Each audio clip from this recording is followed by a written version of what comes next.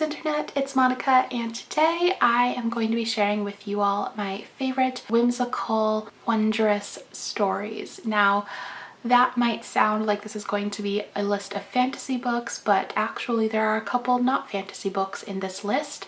Basically, one of my favorite types of novels or stories to read in general are the kind where, whether it's in the subject matter, the setting, or just the prose itself, feels like it's truly transporting you as a reader into some majestic, magical, shimmering world unlike anything you've ever experienced, where the words are dripping with metaphor and meaning and are put in place not just to tell a story, but to also just be beautiful when you read them. So that's what I'm going to be talking about today, my favorite novels that sort of give me all of those feelings. But before I dive into that, this video is being sponsored by Disney Book Group in celebration of one of their most recent releases, which is Unbirthday by Liz Braswell, and this is the 10th book in the Twisted Tales series, and each book in the Twisted Tales series takes an original Disney story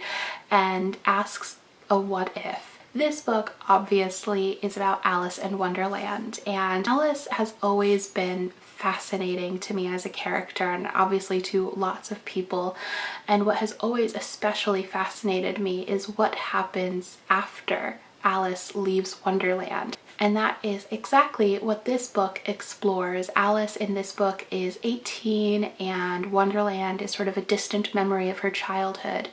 But at the same time, she, is struggling to find interest in the activities that she is meant traditionally to be interested in for the time period.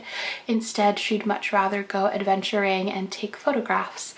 However, one day when she is getting some of those photographs developed, she discovers within them photos of some of her old acquaintances from Wonderland, like the Mad Hatter and the Queen of Hearts, along with a mysterious brown-haired girl who seems to be crying for help. And so Alice has to make her way back to Wonderland in order to save the realm from the evil Queen of Hearts. For me, I, again, am super fascinated in the whole after Wonderland experience, and what must Alice be like as a teenager, and what must it be like to go back to Wonderland. So that's why I think this book sounds super fascinating. It's out now, so if you'd like to learn more, I'll have information in the description box below. So the first whimsical story that I want to talk about is one that as soon as I knew I was making this video, I was like, I can't make this video and not talk about this book, and that is The Starless Sea by Erin Morgenstern.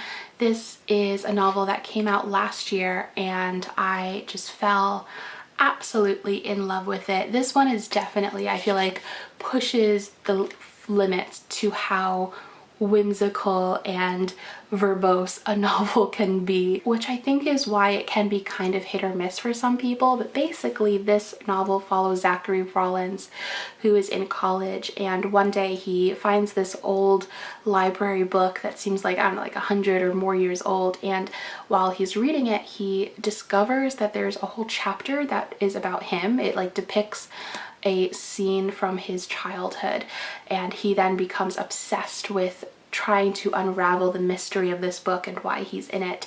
And through that, he falls into a world of an underground library and secret societies and just nonsensical but beautiful magic. At its heart, this book is a love letter to words. It's a love letter to metaphor and being ridiculously verbose to explain the most mundane things in the most magical way.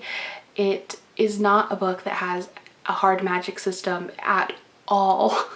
There is nothing in here that feels concrete or sensical, and that's what I think is so magical about it, especially because it is an adult novel, and I feel like that kind of storytelling is something that is really hard to find within that sort of adult space. The next one is one that I actually just finished yesterday, and again, as soon as I finished it, I was like, this has to go in this video, and it is The Library of the Unwritten by AJ Hackwith.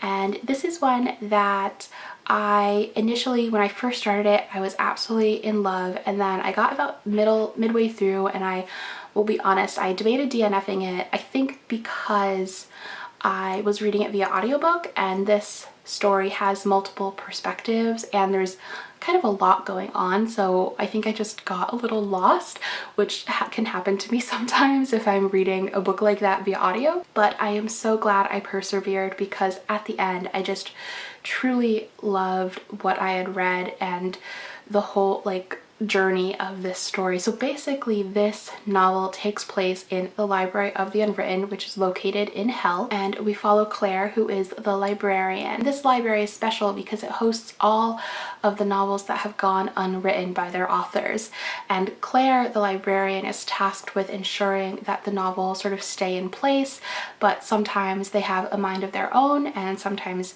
a character might try to escape for a day or so. And at the beginning of this book, a hero from a fantasy novel escapes and goes to meet his author, and the rest of the story kind of takes off from there.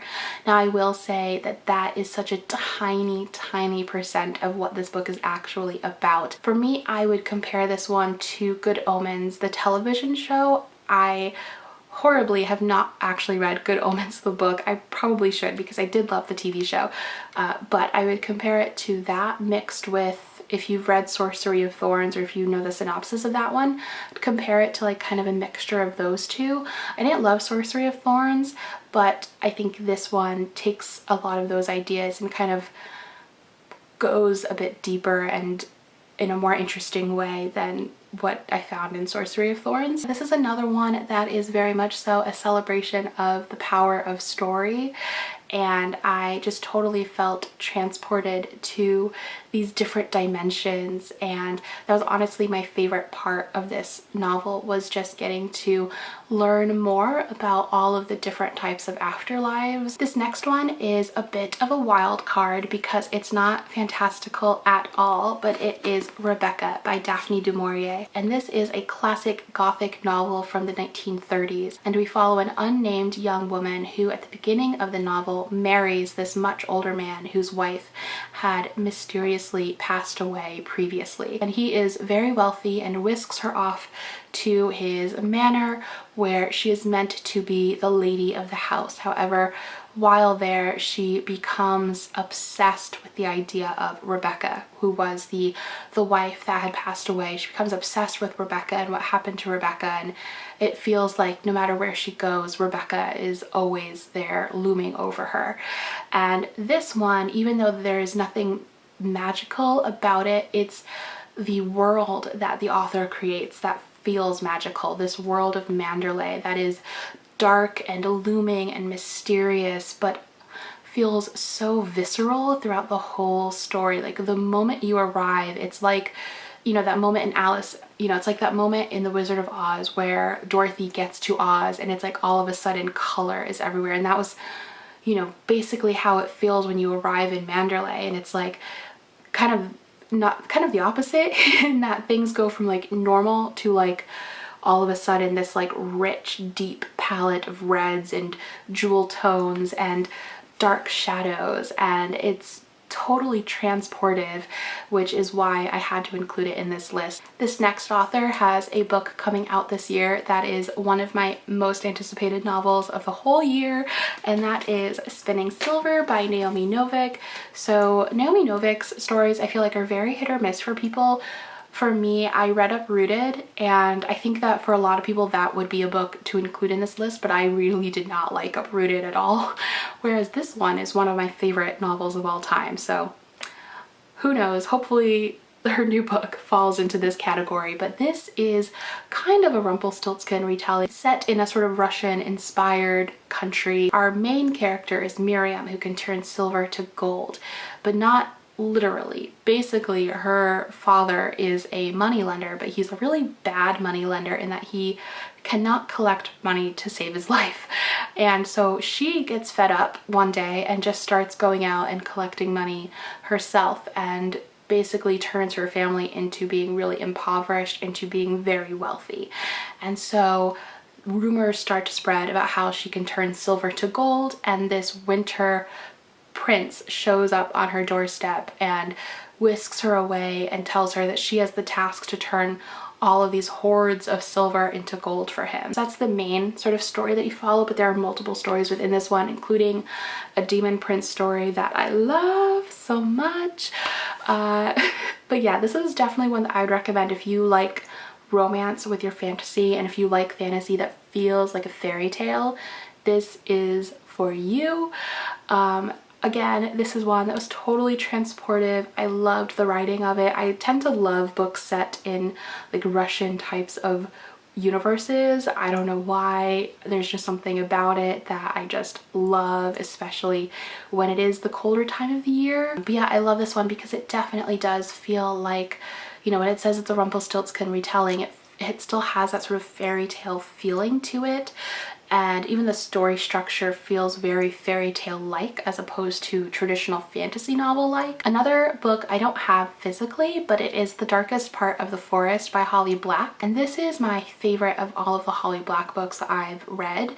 I love it because it's a standalone, which is always fun.